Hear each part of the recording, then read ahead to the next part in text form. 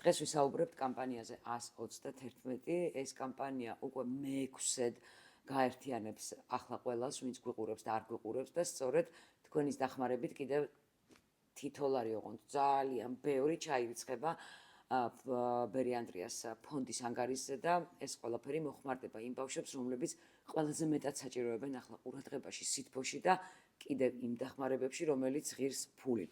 თუმცა ჩვენ ამაზე ვისაუბრებთ შემდეგ, მოგესალმებით, რომ ეს $1, რომელიც შემოდის რეალურად ანგარიშზე, ეს მხოლოდ არ არის ის, რაც ჭირდება რეალურად აქაურობას და რატომ კონკრეტულად $1, ესეც საინტერესოა. გიორგი ჟორჟოლიანი ამ შემთხვევაში კამპანია 121-ის ავტორი, ასე ვიტყვი. თანაავტორს, იმიტომ რომ თანაავტორი, სულ თავიდან დაიწყო თინათინმა, დაახლოებით 2-3 წლის წინ თუ არ ვცდები და მოკლედ 2 თვე, მესამე თვე და მე გაჩერდა, იმიტომ რომ ცოტა ესეთი ამ ვისარგებლო ამ მომენტიდან, რომ მარკეტინგი ყველაფერში საჭირო არის. ყველა აქტივობას და ყველა წამოწყებას ჭირდება კარგი შეფუთვა. თუ შეფუთვაში არ გულისხმობ რაღაცების დამალვა. სწორად მიწოდება ინფორმაციის, იმიტომ რომ ადამიანებს უნდა მიაწოდოს სათქმელი, მთავარი სათქმელი, რის გამოც რაიმე აქტივობას აკეთებ და თინათინ იმდენად გულწრფელია და იმდენად მორცხვი. ხო, თან მორცხვი არის, რომ გონია რომ თვითონ რასაც იტყვის, რა ეს ასე უნდა გავაკეთო რაღაცა, მარტივად შეიძლება იყოს ახმაც. ნამდვილად არ არის მარტივი ამის ახმა. ის რა ყოველდღიურობაც მას აქვს, რა სირთულებსაც გადის, რა საჭიროებები აქვს ფონდში, ამ ყველაფრის ახსნა საჭირო არის. იმიტომ რომ არიან ადამიანები ჩვენ სიგურ და ვართ ადამიანები, მეც ასეთი ვიყავი. არ ვიცოდი რა იყო ეს ფონდი, რას აკეთებ და შესაბამისად. ანუ გიორგი აქ მოვიდა, 17 წლის იყო და მას შემდეგ შემორჩა ფონდს, რომ სხვა გზა არ ქონდა და ასე გაიზარდე და ფაქტობრივად ჩამოყალიბდი ამ ფონდში. დიდი ისტორია გვაქვს, ენელა ყველაფერს მოუყვები. პირველ რიგში რაც მინდა მეთქვა და არ მინდა რომ დამოვიდეს არის რომ ძალიან მომწონს გადაცემის ეს რა კურსი რაც თქვენ გააქვთ ახლა და თან იყოს ის მხარე რომ ამ ფონდში თინათინ მარდატოვა ადგილი და კუნჭული, სადაც შეიძლება უმოქმედო იყოს რაიმე სივრცე. ყველგან რაღაც ხდება. ხო, ხან ლონდონის ატმოსფერო დგას რაღაც ოთახებში, მე იქნებ გადაინაცვლებ რაღაც აბსოლუტურად ფანტასტიკის სფეროში ხარ. მოკლედ არ მოიწყენთ ამ შენობაში ნამდვილად. სივრცეც აქვს, საკონფერენციო, ოფისი სამუშაოზე ჩვენ ვიკრიბებით და ვმუშაობთ. ახლა გადაცემის სტუდია. ანუ ხო არც ერთი ლოკაცია არ დატოვა უმოქმედო. ყველა კუთხე კუნჭუში საქმე მიდის და ეს არის ჩვენი თავარი ჩანაფიქრი. ჩვენი ურთიერთობა იწყება ზუსტად ამ ნაწილიდან, არც არ გვესაუბრია ჩვენ ბოლო ამ პერიოდის განმავლობაში ამ თემაზე, რომ მე რო ფონდში მოვედი, ჩემი პირველი ინიციატივა იყო MATC, Monk Andrews Foundation-ის იყო რა ტრეინინგ ცენტრი და მოკლედ ეს აბრევიატურა შევკარით და ვთქვით, რომ ტრეინინგ ცენტრი და ყოფილიყო MATC და აქ ჩავრთეთ ბავშვები, რომლებმაც დაამარცხეს სიმსივნე და მათ რეალიზებას ვაკეთებდით და ადაპტაციას უკვე ჩვეულებრივ ადამიანებთან, იმიტომ რომ რაღაც პერიოდი მათ წვედა აქვთ ცხოვრებაში. და მე უჭირთ ინტეგრაცია ახლიდან, ხო? იმიტომ რომ მათ აქვს სულ სხვა ცხოვრება, როცა ქიმიოთერაპიებზე არიან, როცა დაავადებას ებრძვიან და მოკლედ ძალიან რთული ადაპტირება უკვე მერე ჩვეულებრივ სამყაროში და მე რადგან მაშინ ახალგაზრდა ვიყავი, ესეთი ახალბედა ვიყავი და თან მათი თანამტოლი ვიყავი იმ პერიოდში, ვიფიქრე რომ ძალიან კარგი იქნებოდა შემოთავაზებინა საერთო პროექტი და ეს იყო ტრეინინგ ცენტრი MATC, რომელიც კი, მაშინ ეხლაც არის აქტიურად ეხლაც ამ ტრეინინგ ცენტრი, ისე ვთქვათ, მოქმედია. და რა ხდება ამ ტრეინინგ ცენტრში? ბოდიში რო შეგაწყვეტინე, მაგრამ ძალიან დავინტერესდი. ხო, ბოდიშით, იმიტომ რომ ძალიან მიყვარს მართლა ეს ჩვენი ერთ-ერთი ეს პროექტი, როგორც 131 კამპანია, ჩემთვის ძალიან საყვარელი არის, ესე გამოვყოფდი აი ამ ჩვენ ტრეინინგ ცენტრს, იმიტომ რომ ჯერ ის იყო მნიშვნელოვანი ჩემთვის, რომ ჩემი ბავშვები იყვნენ ჩართულები და თან კიდევ სხვადასხვა ტრეინინგებს რო ვატარებდით, ერთ-ერთი ჩემთვის გამორჩეული ტრეინინგი არის პირველადი დახმარების დახმარების გაცემა, რაც უნდა დაისწავლოს, უფრო სწორედ ჩვენ ვასწავლით ადამიანებს იმ უნარჩვევას, რომ შეძლონ გაჩერებული გული აამუშავონ. და ისე მიყვარს ეს პროექტი საერთოდ და თან კიდევ ძალიან კარგი ტრენერები ყავს, საუკეთესო ადამიანები, თამარ დაუსი, ბატონი დავით სერგეენკო. მეც კი ვიცნობ თამარს. დიახ, აი საოცარი ადამიანი ჩავაბარე კიდევაც მე საერთო სკოლაში როცა მართლა თამარი არის არის ჩემი ძალიან უძვირფასესი ადამიანი, რომელიც მოვიდა ესე ფონდში უბრალოდ დასახმარებლად და დარჩა ძალიან ჩემიანი არის, როგორც ჩემი და ისე მიდგას გვერდში და თამარი არის აი ამ მიმართულების ხელმძღვანელი, ესე რომ ვთქვათ და მიყვარს ეს პროექტი და მადლობა გიორგის აი ამ კიდევ აი ამ ჩანაფიქრისთვის, რომელიც დღესაც აქტიურად და თან არის ფონდში თანხის შემომტანი. თან სამმხრივი პროექტია, ესეთი არის სოციალური პროექტი, ხო? ეს ტრენერები უსასყიდლოდ გვიტარებენ, როგორც ეხა ამ გადაცემას შენ უსასყიდლოდ გვიკეთებ. ისინიც ესე ამაში სიამოვნებას ღებულობენ, კომპანიებს ისედაც ევალებათ და უნდა გაიარონ ეს ტრენინგები და ჩვენ გვიკვეთავენ, იმიტომ რომ სრული თანხა რჩება ბავშვებთან და ჩემი ბავშვები ჩართულები არიან. მადლობა გიორგი კიდევ ერთხელ და ბოდიში რომ ჩავერთე. გიორგი, მართლა საოცრებაა, რომ ამდენი რამ ერთად კეთდება დაწესებულებაში, რომელსაც თან ფული მოაქვს, რომელიც ბავშვებს, მშობლებს და ზოგად სიტუაციას ხმარდება, იმიტომ რომ ჩემი აზრით ძალიან დიდი მნიშვნელობა აქვს ატმოსფეროს, იმიტომ რომ ატმოსფერო გაძლევს რაღაცა ან იმედს, ან პირიქით გსტრესავს და გაგდებს სასოწარკვეთაში, არა? კი ბატონო.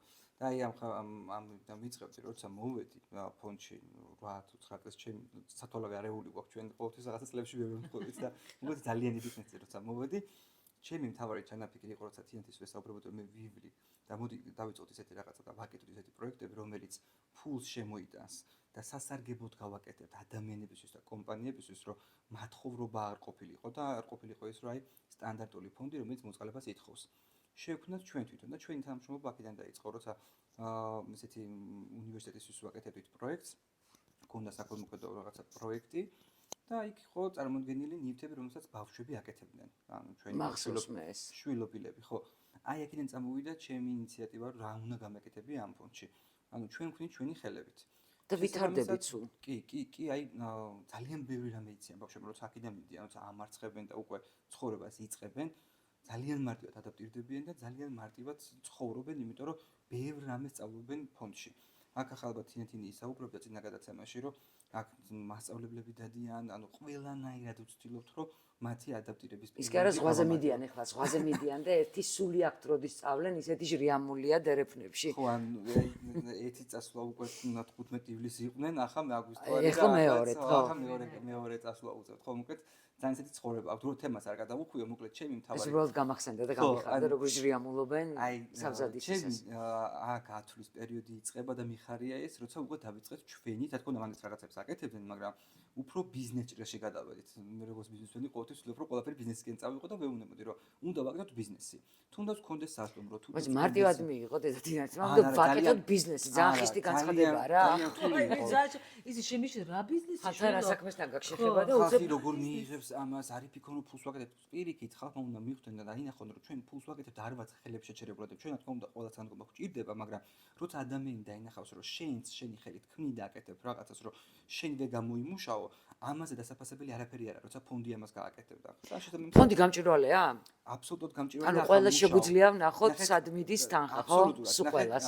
გარდა იმისა, რომ ამას უკვე სიტყვიერად ვამბობდით, რომ გამჭირვალეა, ვისაც უნდა მოვადახავს ის, რომ კიდევ უფრო გავამარტივოთ, ახლა საიტს ვამზადებთ და საიტზე ჩაშენებული გვექნება წლების მიხედვით, აბსოლუტურად სულ ყველა ანგარიშგება და წარმოდგენილდება წლის განმავლობაში სტატისტიკები, ფინანსური რესურსები, რა იყო მობილიზებული, საიდან რა შემოვიდა, რამდენი წავიდა, რა ხარჯები იყო. ისე რა უყუღმართი ტვინის უნდა იყო, რომ იფიქრო, რომ აქ ვიღაცა თანხას რაღაცა სხვა მიმართულებით და სხვა მიზნით ხარჯა. ამ გადაცემით უნდა ვისარგებლო, რომ ანუ ხშირი არის შემთხვევა, რომ ცალკე პიროვნებებს გვაფასებენ, რომ ამან ფონდში რა უნდა გააკეთოს. ან აი ეს ისეთი ადამიანია. ამათ არ აქვს მნიშვნელობა და ყოველ ვიდეოზე ყოველთვის ვამბობ და ვიყენებ ამ საშუალებას, რომ არ აქვს მნიშვნელობა ვინ როგორი ცხოვრებით ვცხოვრობთ. არ აქვს მნიშვნელობა ვინ როგორი ისტორიით ავართ. თავარია, რომ შენ თუ სიკეთის კეთება გინდა, მოხვიდე და რამე გააკეთო. ყველასთვის ღია ფონდის კარი აბსოლუტურად. ეს არ არის რომ ვიღაცა სტაფი ვარ შეკრებილი და რაღაცა ყველასთვის გამჭირვალეა და ამას უფრო და უფრო ყოველ ეტაპზე ყოველწლიურად ჩვენ თვალნათლივ ვაკეთებთ ამ ყველაფერს, რომ რაც შეიძლება ხელმის საწვდომი იყოს და ამიტომ არ ის ანგარიშგებებს ვაპირებთ, რომ გამოვდოთ ყოველ წელს, რომ ადამიანს კითხვა გაუჩნდება კომენტარში დაგვიწევს ლინკს ჩავუგდებ პირდაპირ და ყველაფერი ზადაა. ჩვენ ისედაც ყოველ წელს ეს აუდიტის დასკვნა გვაქვს, ნუ ეს საერთოდ როგორც სახელმწიფოსთან ჩვენ ანგარიშვალდებით მიღებულები ვართ და ამას ყოველთვის ისედაც ვაკეთებთ, მაგრამ ადამიანებისთვის ეხლა რაც გიორგიმ თქვა და გუშინ მითხრა რომ აი ესეც გავაკეთოთ დედა აი ამ ჩვენ საიტში ეს ჩავაშენოთ, მეგონი სწორად ტერმინი გამოვიყენე და მეოთხარი კი ვიმი როგორი კარგი იქნება. აი ვისაც რამე კითხვის ნიშანი გაუჩნდება, შეუძლია შევიდეს ნახოს, მაგრამ რა თქმა უნდა, ქველმოქმედება ცოტა დააკნინდა რაღაც ამბებისგან გამომდინარე და სიმართლე რო გითხრათ, არის ხოლმე ესეთ შემთხვევები, ეხლა ხან სულ დაამერიკეს და მითხეს, რომ თურმე ჩვენი სახელით დადიოდნენ და ითხოვდნენ ერთ-ერთ სილამაზის სალონში, რომ ბავშვი დაგვეწვაო და საიდან ხართო კითხე და ბერიანდრეს ფონდი იტანო. ჩემო ძვირფასო ადამიანებო და მაყურებლებო, მე მინდა მოგმართოთ, რომ ბერი ანდრიას ფონდი ესე ოფისებში ყუთით ან ქეშს არასდროს არ ვიღებთ. არ შეცდეთ და არასოდეს ეს არ გააკეთოთ, ჩვენ სახელს თუ გამოიყენებენ, იმიტომ რომ იცოდეთ, რომ ტყუილია. ჩვენ არასოდეს ესე ფულს ხელს არ ვკიდებთ. ყველაფერი იმდენად მარტივად და გამჭვირვალედ არის ჩარიცხვით და ჩვენც ყველაფერს მერე ვრიცხავთ იმ საჭიროებებზე, რაც აქვს ფონდს და ამიტომ აი საიტზე, ამ საიტზე ეს რომ იქნება კიდევ უფრო გამიხარდა, იმიტომ რომ ვისაც რამე კითხვა გაუჩნდება, შეიძლება ეს გადაცემა სულ ვერ ნახოს. იქ შევა და ნახავს აბსოლუტურად ყველა კითხვას გაესმება ამით პასუხი. მაინც უნდა ერთი კითხვა დავსვა, რა ხშირად დასმული კითხვები. თუ კი სახელმწიფო დაფინანსება გააქვთ, რაღაც საჭიროა ზემოდან კიდე ბიზნესმენები, რაღაც კომპანიები, ერთილარის კამპანია და ასე შემდეგ. ამ კითხვას მე უპასუხებ და თუ რამე გამომრჩება, გიორგი და მე კამპანიაზე ვისაუბრებ. კი, ესე იგი, კი, ნამდვილად ფინანსდება და მადლობა ჯანდაცვის სამინისტროს, უცხოეთშიც კი უშვებენ ბავშვებს, მაგრამ ნახეთ, საჭიროება არის, ვთქვათ, პირველი, რაც ხო ფინანსდება, რომ ბავშვები მკურნალობენ, მაგრამ ქიმიოთერაპიის შემდგომ არის სხვადასხვა გართულებები, რომლებიც შემდგომ მშობელმა უნდა იყიდოს წამლები, რასაც ექიმი დაუნიშნავს, ის უკვე არ ფინანსდება. დავიწყოთ ესე მედიკამენტებიდან. მეორე ის, რაც თქვენ წინა გადაცემაში თქვით, ხომ გახსოვთ ნანუკა, რომ მოხვედით აქ და უცებ ჩვენ ყველაფერი მობილიზება მოვახდინეთ და ბავშვს კვლევა ჩაუტარეთ. ის ჩემს სიმშვილობის აქ თავის ტვინის პირველადი მელანომა, ძალიან უიშვიათესი და რთული და მძიმე დაავადება, რომელიც მყისიერად იყო საჭირო გაკეთება MRT კვლევის და ჩვენ მაშინათვე ეს მოვაგვარეთ. მე რომ დაფინანსებაზე შემეტანა დამაფინანსებდნენ, მაგრამ ეს ესწრაფად ვერ. ამიტომ აი ამ კვლევებისთვისაც მჭირდება რომ მქონდეს თანხა ძალიან ხშირად. არის ისეთი ამ შემთხვევაში გადამწყვეტია. დიახ. ასევე არის ის ანალიზები, რომლებიც არ ფინანსდება. ეხლა ჩემი ერთ-ერთი შვილობილი რომა, რომელიც ისიც აფხაზეთიდან არის, ოღონდ ბოშა მელიასანოვი, რომა ღებულობს მედიკამენტს პროგრამს, რომელიც არის აი შეთავსება ხომ არის ძვლისტვინი გადაუნერგეთ, რომ არ მოხდეს განდევნა. ამისთვის აი ამ პრეპარატს ღებულობს და ამ პრეპარატის განსაზღვრა არის საჭირო სისხლში რაოდენობის. ეს ანალიზი და კიდევ მეორე არის, ზუსტად არ მახსოვს რა ქვია იმ ანალიზს 400 ლარი ღირს. ანუ ეს თანხა 400 ლარი მხოლოდ ამისთვის მჭირდება დაუშვათ ყოველთვე, რომ დოზა ამით უნდა დავადგინოთ. შემდეგ კიდევ სახლი თქვენ ხედავთ რამ ხელ არის 2000 კვადრატია. ამ სახლის შენახვასაც თანხები სჭირდება. ბავშვების კვებას და კვება ძალიან მაღალი ხარისხის უნდა აღნიშნო. და ძალიან მრავალფეროვანი.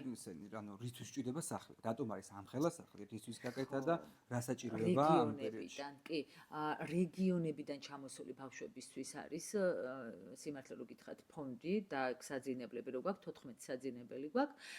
თუმცა ზოგიერთი თბილისელი მშობელიც კი მოდის და რჩება აქ.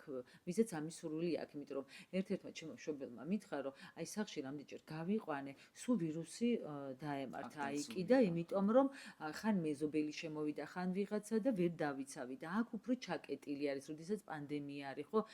არ აქვს მნიშვნელობა მხოლოდ COVID-ზე არ ვსაუბრობ, არის სხვადასხვა ინფექციები, როდესაც ესე აფეთქდება, მაშინ სახლს ესე კეტავთ და არ არის ესე მიმოსვლა და ბავშვებთან ზღუდავთ მნახველებსაც და ამიტომ უფრო დაცული არის და სხვადასხვა რეგიონებიდან.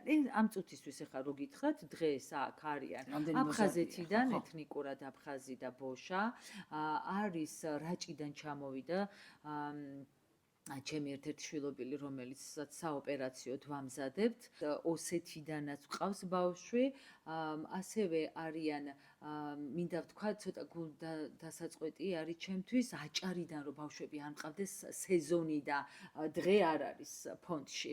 მიდიან, ენაცვლებიან ერთმანეთს, იმიტომ რომ ძალიან ბევრი მყავს აჭარის რეგიონიდან, არ ვიცი, შეიძლება მზის გამო, რადიაციის გამო თუ რა გითხრათ ამაზე, ესეთი პასუხი არა მაქვს, ხო ძალიან ბევრი არიან და ეს ბავშვები იმყოფებიან ეხლა ამ წუთისთვის სახლში არის 10 მოზარდი თავის მშობლებთან ერთად.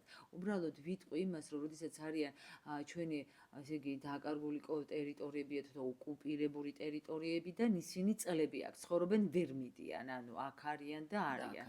ხო, კახეთიდან ყავს კიდე ეთნიკურად აზერბაიჯანელი ძალიან საყვარელი ქენანი, ხო, ეგ. ყველაზე მნიშვნელოვანი მაინც მე ვფიქრობ, რაც დასამატებელია და გამოსაყოფი არის ის, რომ როცა რეგიონებში ბავშვებზე გებულობენ, რომ რაღაც ტიპის ესეთი მსგავსი დაავადება აქვს, ისინი სრულიად დაბნეულები, უსუსურები, მთელი ოჯახი რომ ემართებიან, მოდიან თბილისში, არც გზები იციან, არც კლინიკები იციან, არ იციან დაფინანსების წყაროები, როგორ უნდა მოიპოვონ, სად უნდა დაწერონ, როგორ უნდა გააკეთონ, არ აქვთ ელემენტარული თავშესაფარი, სადაც შეიძლება რომ ამ პერიოდის განმავლობაში გაჩერდნენ. ანუ ფონდის მთავარი ჩემთვის დატვირთვა არის ის, რომ ადამიანები, რომლებიც აქ ხვდებიან, უზრუნველყოფილები არიან ყველაფერს.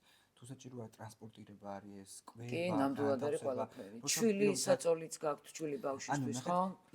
ამ დაავადებისთვის ყველაზე მნიშვნელოვანი არის ფსიქოლოგიური მომენტი და ყველაზე მნიშვნელოვანია სწორი მიდგომა და სწრაფად მოქმედება. და მაინც რატო ერთი ლარი? მაგამდეც მივყავთ აი ზუსტად და ამას დავასრულებ, რომ თინათინი და ფონდი ასრულებს იმ როლს, სადაც ბავშვებს სწრაფად და მარტივი გზით უცებ მიდიან ამ პრობლემის მოგვარებაზე. ანუ ვიცით, მიციან მშობლებმა, როცა თინათინთან ჯდებიან, ხდებიან და კონსულტაცია იწყება, რა უნდა გააკეთონ, სად უნდა მივიდნენ, რაც შეიძლება ოპერატიულად, ბევრი მცდელობების რაღაცა მოსინჯების გარეშე. აი უცებ გადიან, რომ რაც შეიძლება სწრაფად მოხდეს პრობლემის აღმოფხვრა და ამას მე შევესწარი და მართლა გავაგზავნე. ხო, აი ეს არის თავარი ხიბლი. ანუ ყველანაირად უზრუნველყოფილები არიან, გამოცდილი ადამიანი ეხმარებათ მათ, ანუ სად როგორ უნდა გააკეთონ, სად უნდა გადაიღონ, როგორ უნდა გადაიღონ, ანალიზები სად უნდა გააგზავნონ, აქ განთავსდებიან, ანუ ყველაფერი ერთ სივრცეში აქვს და არაფერს არ ელოდებიან. იციან, რომ თინათინი ღმერთი არის. აი აქ ფონდში მოხვია და ბავშვთან გაიგე. არა, ხო, აი ბავშვების სიტყვები ასე რომ თინათინი ღმერთია. ანუ აი ესა აქვს, რომ აი ყველაფერი შეუძლია და ვიცით ხო, ლაღად არის, კი. ხო, აი ესეთი საკვებ. რატო ერთი ლარი კი არა, რომ ეს ერთი ლარი არა მარტო მატერიალური დახმარება, არამედ ანუ რას გულისხმობთ კიდე რითი ეხმარება ადამიანები ერთ ლართან ერთად? ესე იგი, მოკლედ რაც უფრო დრო გადის, ხვდებით, რომ ცნობიერება კიდევ არ არის ისეთი დონეზე მისული, რომ ადამიანები თავისით რაღაცა აი ამ მიმართულებით იბრძოდნენ და გვეხმარებოდნენ. შესაბამისად, გადავწყვიტეთ, რომ ეს ერთი ლარის კამპანია ყოფილიყო არა მატერიალური დატვირთვით, არამედ ეს ყოფილიყო გუნდურობა, ერთიანობა და ამასთან ერთად ეს ინფორმაციული ვერიგა შეიძლება გავრცელებულიყო, რომ ადამიანებს მივაწვინოთ ხმა და მივწვით სწორი ინფორმაცია, რას აკეთებს ფონდი, რატო არის მათი თანადგომა და გაერთიანება მნიშვნელოვანი და ყველაზე მეტად რაც ამ კამპანიაში მიყვარს არის, რომ ამ დღეს იმდენ ადამიანს ხედავ გაერთიანებულს, ჩატებში იწერება, რომ დღეს 13-ია ხო არ დაგავაზა და მასწრებენ უკვე ჩემ ჩატებში დაწერას ხალხო დღეს 13-ია, მეგონა რომ ეს მომიწევდა, მაგრამ პირიქით ხდება. ისინი წერენ, რომ დღეს 13-ია, აბა ხო ჩარიცხეთ, აბა ხო. კაი საქმე გადამდებია, ხო იცი, კეთილი საქმე გადამდებია. ემოციურია და კარგი სანახავია. ამ კამპანიამ თავისი უკვე მე-6 გაერთიანება როგორც თავისი. ხო და მითხარი, პირველი კამპანია რო დაიწყეთ, პირობითად იყო ერთი შემომწირველი, ვთქვათ და ეხლა არის 10. დინამიკა როგორია? მარტში რო დავიწყეთ, იყო დაახლოებით 8000-მდე კაცი გავაერთიანეთ, იმიტომ რომ 2 დღის გააკეთებული იყო ეს კამპანია, იმიტომ რომ უცებ მოვიფიქრეთ და უცებ 13 იყო და თან გავაკეთეთ. და ივლისში დღევანდელი მონაცემები არ ვიცით, დღევანდელს ალბათ გავიგებთ წეს ბოლოს, ხო. წინაზე იყო დაახლოებით გავაერთიანეთ 20000-მდე ადამიანი. ანუ დინამიკას რო წავყვეთ, ძალიან კარგად მიდის ზრდა, მაგრამ ეს არ არის დამოკოყოფილებელი. ჩემთვის იმიტომ არის დამოკოყოფილებელი, რომ რაც შეიძლება მასშტაბზე მინაგას და არა მხოლოდ ფულის გამო, არამედ მინდა რომ ძალიან ბევრმა ადამიანმა იცოდეს ის, რომ ის ყოველდღიური პრობლემები, რაც ჩვენ გვაქვს, ეს არ არის პრობლემები, ეს არის უბრალოდ ყოველდღიური გამოწვევა და პრობლემა არის ის, რაც ის გზა, რომელსაც დღეს ბავშვები გადიან და როცა ამას იაზრებ და აანალიზებ, რომ რა რთული გზები არსებობს სხვის ცხოვრებაში, მე შენი პრობლემა გიმარტივდება და უფრო მარტივად ცხოვრობ. მაგრამ მოდი მე ასე გავამართლებ ახლა იმ ადამიანებს, ვინც გვიყურებენ და შესაძლებელია არც გახსენდეთ მათ, თქვათ ამ ბედნიერი სახლის არსებობა. ყველას გვაქვს ჩვენ ცხოვრება და პრობლემები და დიდ ბოდიშს გიხდით, რომ ხშირად უფრო არ მახსენდება. აწი სულ გამახსენდება, იმიტომ რომ ერთხელ რო შემოხვალ და ერთხელ გაიაზრებთ და ერთხელ ჩახედავთ იმ ბავშვებს თვალებში, რომლებიც აქ ძალიან ლაღად დარბიან. ზოგი ქიმიოთერაპიიდან არის დაბრუნებული, ზოგი ოპერაციაზე მიემგზავრება, ზოგი სადღაც გასაფრენად ემზადება. თქვენ ამ ბავშვების თვალებში რომ ერთხელ ჩაიხედავთ, მას შემდეგ არასოდეს არ დაგავიწყდება და ალბათ ამ გადაცემის მისიაც ეს არის, რომ რაც შეიძლება ხშირად გავიხსენოთ, რომ ეს რეალობა ჩვენია და არ ჩაუდიათ არავის. ეს არის ჩვენი და ჩვენ თანამონაწილეები უნდა ვიყოთ ამ ყველაფრის. მადლობა.